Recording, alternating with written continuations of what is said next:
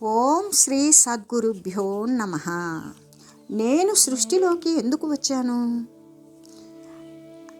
ఈ విషయాన్ని గురించి మనం ఇప్పుడు చెప్పుకుందాం. అయితే ఒకసారి ఒక వ్యక్తి ఏం చేశాడు, ఒక పెద్ద మనిషిని కలిశాడు. ఆ పెద్ద మనిషి ఒక మహనీయుడు. ఆ మహనీయుడు అనే తెలిసే కలిశాడో లేదా పెద్ద మనిషి అనే కలిశాడో ఆయన యొక్క సందేహం నివారించుకోవడం కోసం ఆ వ్యక్తి ఆ మహనీయుడిని కలిశాడు. కలిసి ఏమంటున్నాడంటే, అయ్యా, నేను సృష్టిలోకి ఎందుకు వచ్చాను అని అడిగాడు. అయితే ఆ పెద్ద మనిషి, ఆ మహనీయుడు ఏమంటున్నాడు, ఈ ప్రశ్నతో నీకేమిటయ్యా అవసరం అన్నాడు. అప్పుడు అవసరమని నాకు అనిపిస్తోంది, అలాగే తోస్తుంది. ఎలాగంటే ఒక ఇంట్లో ఒక కాపురం చేసేటువంటి భార్యాభర్తలు ఉన్నారు. వాళ్ళు రాత్రిపూట భోజనం చేసే సమయంలో మరి ఈ విధంగా మాట్లాడుకుంటున్నారు. రేపు మన ఇంట్లో సత్యనారాయణ స్వామి వ్రతం ఉన్నది కదా, ప్రొద్దున్నే మన నౌకర్ని బజారుకు పంపి కావలసిన సరుకులన్నీ కూడా తెప్పించుదాము అని చెప్పుకున్నారు. ఆ మాటలు పంచలో పడుకొని ఉన్న నౌకరు విన్నాడు కదా. అప్పుడు అతను ఏం చేశాడు, ఓహో, రేపు ఉదయం అయితే ఇంట్లో కార్యక్రమం ఉంది, అప్పుడు తీరుతుందో తీరదో, అదేదో ఇప్పుడే పోయి వచ్చేస్తాను అనుకొని పోయి 4 బజార్లు తిరిగి వచ్చి పడుకున్నాడు. ఇంతలో తెల్లవారింది. యజమానురాలు వచ్చి లేపి, నీవు తొందరగా పని చేసుకొని బజారుకు వెళ్ళి రావాలి అని చెప్పింది. చెబితే నవకరు, అమ్మా, నేను రాత్రే పోయి వచ్చాను అని చెప్పాడు. ఎందుకు, ఏం తెచ్చావు అని యజమానురాలు అడిగితే ఆయన ఏమంటున్నాడు, ఏమీ చెప్పలేకుండా ఊరుకున్నాడు. ఎందుకు అంటే, పని పూర్తయిన తరువాత యజమానురాలు సరుకులు చెప్పి బజారుకు పోయి తీసుకురావాలి అని తీసుకురమ్మని పంపించింది. అందులో కొన్ని తెచ్చాడు, కొన్ని మర్చిపోయాడు. అప్పుడు ఆవిడ కోపడి సరుకులను మళ్ళీ రెండోసారి పంపించి తెప్పించుకున్నది. కాబట్టి ఆ నౌకరు మొట్టమొదట యజమానురాలి మాటలు విన్న తర్వాత అన్నీ తెచ్చినా ఇన్నిసార్లు తిరగవలసిన అవసరం ఉండదు కదా. అలాగే నేను కూడా సృష్టిలోకి ఎందుకు వచ్చానో తెలియజేస్తే ఈ జనన మరణాల బాధ ఉండదు కదా, అందుకని తెలియక అడిగాను అని అన్నాడు. నేను అందుకని తెలియక అడిగానయ్యా అన్నాడు. అప్పుడు ఆ మహనీయుడు అంటున్నాడు, అయితే నన్నే అడుగుతావేంటి? లోకంలో అనేక మంది వయసు మీరిన వారు ఉన్నారు, కుల పెద్దలు ఉన్నారు, వయో వృద్ధులు ఉన్నారు, పండితులు ఉన్నారు. అంతేకాదు ఇంకా కూడా రకరకాలైనటువంటి అనేక రత్నకుండలాలు ధరించిన వారు, సింహతలాటాలు ధరించిన వారు ఉండగా నన్ను అడుగుతావేమయ్యా అని అడిగాడు.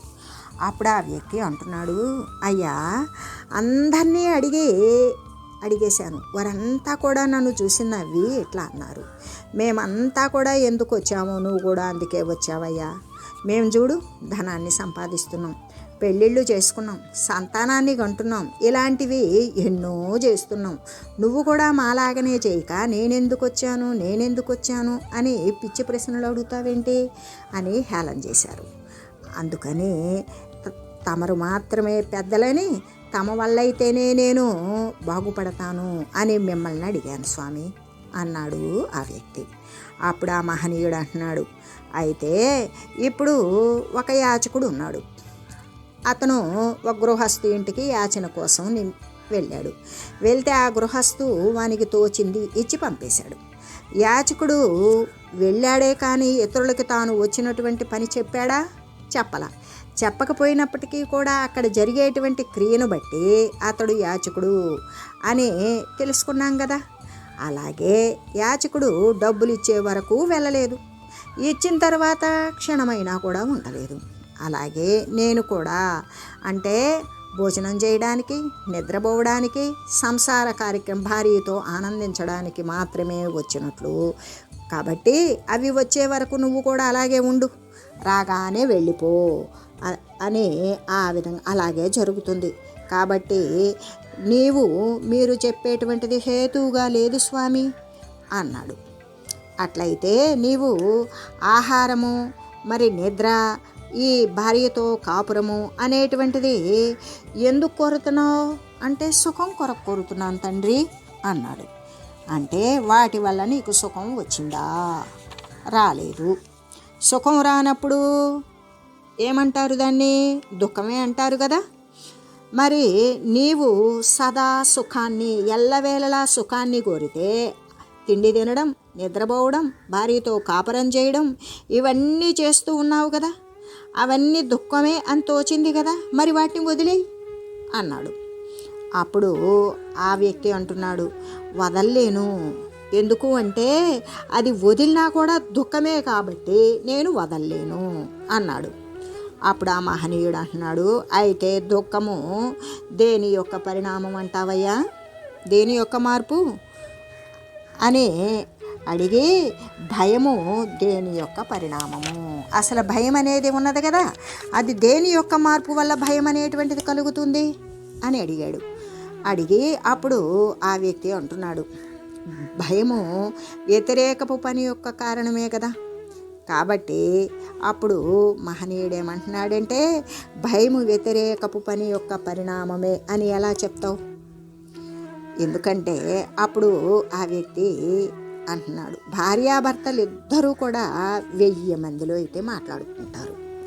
అలా మాట్లాడుకున్నప్పటికీ కూడా వాళ్ళని ఎవ్వరూ కూడా అది తప్పు పట్టరు, వాళ్ళది తప్పు లేదు. అదే పరస్త్రీ ఉందనుకో, పరపురుషునితో మాట్లాడితే భయంగా తోస్తుంది. ఎందుకంటే వ్యతిరేకమైన పని కదా. దాని చేత దీనిని బట్టి చూస్తే నేను ఎల్లవేళలా కూడా వ్యతిరేక పని చేయుచున్నట్లుగా తోస్తూ ఉన్నది అన్నాడు. అప్పుడు మహనీయుడు అంటున్నాడు, అయితే నీవు చేసే పనుల వల్ల దుఃఖం గనక కలిగితే వాటిని వదలకూడదా అన్నాడు. వదిలితే హెచ్చుగా దుఃఖం వస్తుంది. ఈ విచారణను బట్టి చూడగా ఆహారము, మరి భోజనము, నిద్ర, కాపురము ఇటువంటివన్నీ కూడా అవసరం ఉన్నది. వాటి వల్ల సుఖము రావడం లేదు. పైగా వ్యతిరేకపు పని ఏదో చేస్తున్నాను, అందువల్ల సుఖము రావలసింది దుఃఖం వస్తుంది. అటువంటి వ్యతిరేకపు పని ఏమి చేస్తున్నానో తెలపండి స్వామి అన్నాడు. అప్పుడు ఆయన అంటున్నారు, ఒక గ్రామంలో 2 రైతులు ఉన్నారయ్యా. కాడిగట్టు దగ్గర వాళ్ళిద్దరికీ తగాదా వచ్చింది. అయితే కలెక్టర్కి అర్జీ పెట్టుకున్నారు. ఆ అర్జీ పెట్టుకోగా తహసీల్దార్ గారిని వాళ్ళ దగ్గరికి వెళ్ళి విచారించమని కలెక్టర్ గారు వాళ్ళకి తహసీల్దార్కి ఆర్డర్ వేశారు. తహసీల్దార్ ఏం చేశారు, ఫలానా రోజున వస్తున్నాను అని కబురు పంపాడు. ఆ రోజుకు గుమాస్తాలు, బంటురోతులు మొదలైనటువంటి పరివారంతో వచ్చారు. అంటే లోగడనే పార్టీదారులకి వీరి రాక తెలుసు కాబట్టి ఒక సత్రంలో వారికి కావలసినటువంటి పదార్థాలు తయారు చేయించి సిద్ధంగా ఉంచారు. అందరూ భోజనాలు పూర్తి చేసుకున్నారు. కేసు విచారణకు మొదలుపెట్టారు. కేసు విచారణ జరుగుతూ ఉండగా ఒక పార్టీదారు ఏం చేశాడు, తహసీల్దార్కి కొంత లంచం ఇప్పించాడు. కేసు పూర్తి కాకుండానే పంపివేశాడు. వీరి తగాదా మామూలుగానే ప్రారంభమై మరలా పై అధికారికి అర్జీ పెట్టుకునే కాడికి పోయింది. అప్పుడు వాళ్ళు స్వయంగా వచ్చి లోగడా జరిగినటువంటి సంగతులన్నీ తెలుసుకొని తహసీల్దార్ గారిని ఉద్యోగంలో నుండి తీసివేశారు.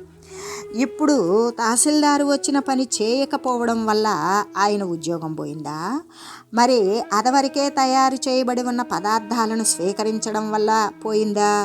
దీనిని బట్టి నీవు చెప్పు అని దీనిని విచారించి చూడు అని చెప్పి విచారించి చూస్తే ఏమైందంటే, ఆ వచ్చిన పని చేయనందువల్లే ఉద్యోగం పోయింది అని తెలుస్తుంది కదా మనకి.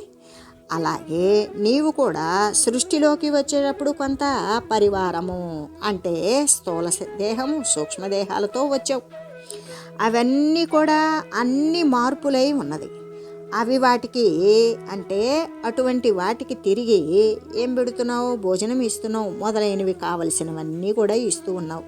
ఇప్పుడు నీవు సృష్టిలోకి వచ్చి అదే అంటే అది వరకే సిద్ధం చేయబడినటువంటి ఆహారాది పదార్థాలను అనుభవిస్తూ ఉన్నందువలన దుఃఖం రాలేదు. జీవుడు వచ్చిన పని ఏదో మరిచిపోయినందువల్ల దుఃఖం వస్తుంది. అంటే నీవు వచ్చిన పని వదిలి వ్యతిరేకమైన పనులను చేస్తూ ఉన్నావు కాబట్టి అమర్చబడి ఉన్నటువంటి దుఃఖము, మరి అమర్చబడి ఉన్నటువంటి పదార్థాలను అనుభవిస్తూ ఉన్నావు కాబట్టి రావలసినటువంటి సుఖము రాలా, దుఃఖమే వస్తుంది అని చెప్పాడు మహనీయుడు. ఆయన అంటున్నాడు, స్వామి వ్యతిరేకపు పని అంటే ఏంటి అంటే అప్పుడు మహనీయుడు, నీవు చేయాల్సిన పని మరి ఒక పని ఉన్నది, ఇప్పుడు నువ్వు చేసేటువంటి పని వదిలివేయి, మరి ఒక పని చేయి. ఏ విధంగా అంటే భగవద్గీతలో చెప్పినట్లుగానే స్వధర్మం నిధనం శ్రేయ పరధర్మో భయావహ. అంటే తాను చేయవలసినటువంటి పని చేయడంలో మరణం వచ్చినప్పటికీ కూడా మేలే, కానీ తన పని వదిలి మరి ఒక పని ఎప్పుడైతే చేస్తాడో అప్పుడే భయం కలుగుతుంది. ఎలాగంటే ఒక చాకలి ఉన్నాడు, ఆ చాకలి దగ్గర ఒక కుక్క ఒక గాడిద రెండు పెంచుతున్నాడు. కుక్క ఇల్లు కాపలా కాస్తుంది, గాడిద గుడ్డల మూటను మోస్తూ ఉంటుంది. ఇలా ఉండగా ఒక రోజున అందరికీ కూడా గాడిదకి కుక్కకి తగదా వచ్చింది. తన యజమాని నిన్ను వృధాగా మేపుచున్నాడు అని గాడిద కుక్కతో అన్నది. కుక్క ఏమన్నదంటే, నా వల్ల చాకరీ చేయించుకొని నన్ను మేపుతున్నాడు అన్నది. నీవేమి చేస్తున్నావు, నేనంటే బరువులు మోస్తున్నా, నువ్వేముంది ఖాళీగా పడుకోవడమే కదా, నీ పని నేను చేయలేనా ఏంటి అని చెప్పింది గాడిద. సరే, నా పని నువ్వు చేసినట్లయితే నువ్వు చచ్చిపోతావు అని కుక్క అన్నది. అయినా సరే, ఎట్లా చేస్తానో చూస్తాను అని ఈ రాత్రి నీ పని నాకు వదులు, నేను కాపలా కాస్తాను అని గాడిద అన్నది. ఆ రాత్రి గాడిద కాపలా కాయడం మొదలుపెట్టింది. ఆ రాత్రే చాకలివాణి ఇంటికి దొంగల కన్నం వేయడం మొదలుపెట్టారు. గాడిద ఏం చేసింది, అరవడం ప్రారంభించింది. యజమాని లేచాడు, బయటకు వచ్చాడు, గాడిదకి నీళ్లు పెట్టాడు, మేత వేశాడు, మళ్ళీ పోయి పడుకున్నాడు. దొంగలు ఏం చేశారు, యజమాని పనిచేస్తున్నంతసేపు కూడా దాక్కొని యజమాని అటు వెళ్ళిపోగానే మళ్ళీ కన్నం వేయడం ప్రారంభించారు. గాడిద ఏం చేసింది, అది వరకు కంటే కూడా ఎక్కువగా అరుస్తున్నది. ఇక ఆ యజమానికి బాగా కోపం వచ్చింది. అక్కడ ఉన్నటువంటి బడితో ఒకటి తీసుకొని దాన్ని చావబాదాడు, వెళ్ళి పడుకున్నాడు. ఆ గాడిద ఏమైంది, చచ్చిపోయింది ఆ దెబ్బలకి తట్టుకోలేక. దొంగలు ఏం చేశారు, ఆ చాకలివాని గోడలన్నీ ఎత్తుకొని వెళ్ళిపోయారు. ఇక తెల్లారి యజమాని బయటకు వచ్చేటప్పటికి గాడిద చచ్చిపోయి ఉంది. దొంగలు గొడ్లు ఎత్తుకుపోయారు. వెంటనే రిపోర్టు చేస్తే పోలీసులు వచ్చారు. ఇటు అటు కూడా మరి చూస్తూ ఉన్నారు. ఏం చేయాలో వాళ్ళకి ఏమీ తెలియడం లేదు. ఇంతలో కుక్క మొరగడం ప్రారంభించింది. ఒక పోలీసు కనుక్కొని దానిని ఊడదీశాడు, దానికి కట్టింతాడు. అది ఈ పోలీసులకి దొంగ సొత్తుని కనబడేట్టుగా చేసింది. ఆ రోజు నుండి యజమానికి కుక్కను ఎక్కువగా మేపుచూ ఉన్నాడు. కాబట్టి ఇక్కడ తన ధర్మం అయినటువంటి వదిలి ఇతరమైనటువంటి ధర్మాన్ని ఆచరించినటువంటి గాడిదకి ఏమైంది అంటే మరణమే వచ్చింది. అందుకని అని చెప్పగా అప్పుడు ఆ వ్యక్తి అంటున్నాడు, లోకంలో అందరికీ అధర్మాన్నే ఆచరించుతూ ఉన్నారా స్వామి అని అడిగాడు. అంటే అప్పుడు ఆ మహనీయుడు అంటున్నాడు, లోకానికి ధర్మం అయితే అవునేమో కానీ విచారించి చూస్తే అంతా అధర్మమే అవుతుంది. ఎలాగంటే జగత్తులో అందరూ కూడా ఏ విధంగా ఆహారము, నిద్ర, మైథునము కోసమే పాటుపడుతూ ఉన్నారు. ఇది అంతా కూడా జగత్తు పనే కదా. జగత్తు అంటే చచ్చి పుట్టేది. జగత్తు ఎప్పుడూ చచ్చి పుట్టేది అయిందో చావనిది పుట్టనిది ఒకటి ఉండి తీరుతుంది. అదెవరు అంటే అది దేవుడే కదా. అట్టి దేవుని పనులు సదా చేస్తాను అని మరి గర్భములో ఎన్నో ప్రమాణాలు చేసి వస్తాం. ఆ గర్భనరకాల నుండి బయటికి రాగానే అన్నీ మరిచిపోతాం. బాల్యమందు ఏమీ తెలియకుండా మలమూత్రాల్లో కొట్టుకుంటూ ఉంటాం. కౌమారమునందు ఆటపాటలతో మునిగిపోతాం. యవ్వనంలో స్త్రీ వలలో పడి కామాంధులమై కొట్టుకుపోతాం. చేయరాని పనులెన్నో చేస్తాం. అదే ముసలితనం వచ్చిందనుకో, చేయటానికి శక్తి లేకుండా తుదకి చచ్చిపోతాడు, తిన్నది కూడా అరగకుండా. కాబట్టి నేను ఈ సృష్టిలోనికి ఎందుకు వచ్చాను అనే ప్రశ్నకు సమాధానం వచ్చిందా అన్నాడు మహనీయుడు. అప్పుడు శిష్యుడు అంటున్నాడు, లేదు స్వామి, కొన్ని జగత్తు పనులు నేను కూడా పనులు చేస్తూనే ఉన్నాను. దేవుని పనులు, జగత్ సంబంధమైన దేవుని పనులు నేను చేస్తున్నాను అన్నాడు. అయితే దేవుని పనులు ఏం చేస్తున్నావో చెప్పు అన్నాడు మహనీయుడు. అప్పుడు ఆ వ్యక్తి అంటున్నాడు, కార్తీక మాసంలో స్నానాలు చేస్తాను, ఉపవాసాలు ఉంటాను, స్వధర్మాలైనటువంటి కర్మలన్నీ కూడా చేస్తూనే ఉన్నాను, దేవాలయాలకు పోతాను, దేవుణ్ణి సేవిస్తాను. కాబట్టి ఇవన్నీ కూడా దేవుని పనులు కాదా స్వామి అన్నాడు ఆ వ్యక్తి. అప్పుడు ఆ మహనీయుడు అంటున్నాడు, నీవు చేసిన పనులన్నీ కూడా జీవుని పనులు అనుకుంటున్నావు, కానీ అవన్నీ కూడా మరి నువ్వు దేవుని పనులు అనుకున్నావు, కానీ అవన్నీ జగత్తు పనులే. ఎందుకంటే నీవు చేసేటువంటి పనుల్లో దేవుని మరి నీవు చేసేటువంటి పనులన్నీ దేవుని పనులు అని నువ్వు అనుకుంటున్నావు, అవన్నీ కూడా జగత్తు పనులే. ఎందుకంటే నీవు చేసేటువంటి పనుల్లో దేవుని తెలుసుకొని చేసి ఉండడం లేదు. అలవాటు చేత, ఫలాపేక్ష చేత మరి భార్యాపుత్రులకు అభివృద్ధి కోసమే చేస్తూ ఉన్నావు, కానీ దేవుని గురించి తెలిసి అయితే చేయడం లేదు. ఇప్పుడు దేవుడు అంటే ఎవరో తెలిసిందా? గురువే. ఎందుకంటే దైవ పదము ప్రకాశానికి అర్థం కదా. కాబట్టే దేవుడు అనగా ప్రకాశ స్వరూపుడు. అటువంటి ప్రకాశమే జ్ఞానము, అట్టి జ్ఞానమే సత్యము, ఆ జ్ఞానమే ఆనందము. ఇప్పుడు గురువు అనగా సత్య జ్ఞానానంద స్వరూపుడు. అటువంటి సత్య జ్ఞానానంద స్వరూపుడైనటువంటి గురువుని సేవిస్తూ ఉన్నావా అని మహనీయుడు చెప్పగా, లేదు స్వామి, గురువు ఇట్టివాడు అని తెలియదు కాబట్టి సేవించడం లేదు. అటువంటి గురువు మీరే కదా. ఇప్పుడు ఎల్లవేళలా మీ సేవనే చేసుకుంటూ ఉంటాను, చేసుకోవాలి అనేటువంటి విషయం కూడా తెలిసింది. కాబట్టి అయ్యా, ఒక సందేహం అయితే ఉన్నది. ఎల్లప్పుడూ నేను మీ సేవ చేస్తూ ఉన్నాననుకోండి, నా జీవనం ఎలా గడుస్తుంది అని అడగగా, అప్పుడు మహనీయుడు అంటున్నాడు, ఒక గ్రామంలో ఒక సన్యాసి ఉన్నాడు. ఆయన భిక్షం ఎత్తుకుంటున్నాడు. ఒక రోజున ఒక గర్భిణీ స్త్రీ బావి వద్ద స్నానం చేసి మంచినీళ్ళు తీసుకొని వెళ్తూ ఉన్నది. మరి దారిలో ఆ సన్యాసి ఆమెను చూసి, అమ్మ, మిగిలినటువంటి అవయవాలన్నీ ఎందుకు వచ్చినవో తెలియను, కానీ ఆ ముందు ఉన్నటువంటి రెండును, అంటే స్తనములు రెండు, ఎందుకు వచ్చినవో చెప్పగలవా అని అడిగాడు. అయ్యా, ప్రస్తుతమునకు నేను గర్భిణీ స్త్రీని, గర్భం ధరించి ఉన్నాను. 4 నెలల్లో శిశువు రాబోతున్నాడు. ఆ శిశువు ఆహారం కొరకు ఈ తిత్తులు, ఇవి పాల తిత్తులు, ఇవి ఏర్పడినవి అని చెప్పింది. వెంటనే ఆ సన్యాసి ఏం చేశాడు?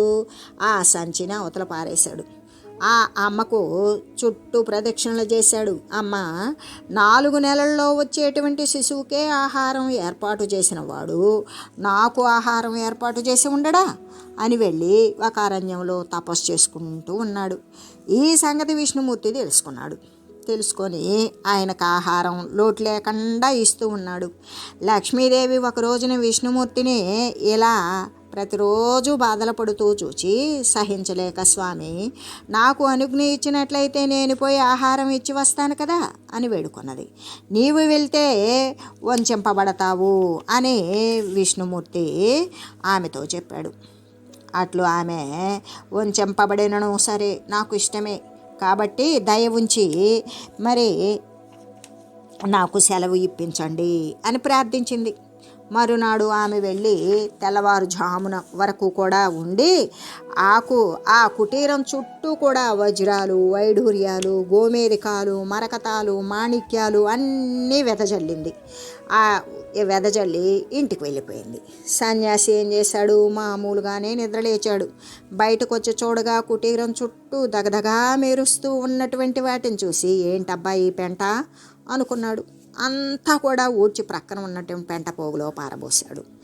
తన నిత్య కర్మలు ఎలా నెరవేర్చుకున్నాడో అవి మామూలుగానే ఆ తపస్సులో నెరవేర్చుకొని ఆయన యొక్క నిత్యకృత్యాలు అన్నీ ముగించుకొని తపస్సులో కూర్చున్నాడు.